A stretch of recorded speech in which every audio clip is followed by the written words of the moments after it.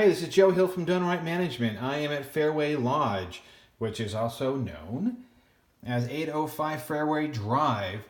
So if you have a Wi-Fi connection issue, once you've tried finding the username at Fairway Lodge, the guest, and typed in Richard Mary as the password, if you need to find the Wi-Fi unit itself, the Wi-Fi happens to be located underneath this lamp right here.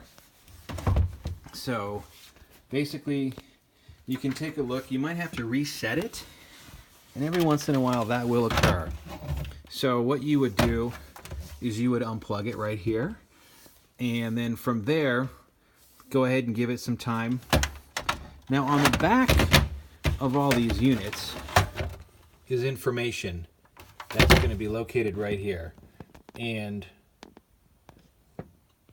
you're going to have information that you'll be able to read. You're going to have the access information, the WPA, and then the SSID. The SSID is going to tell you, what you're looking for, and then the WPA is going to be the code that you're going to put in as a password. So if you've got any further questions or issues that you need help with, you can go ahead and reach out to us in the office. The phone number is 208-634-0030. Cheers.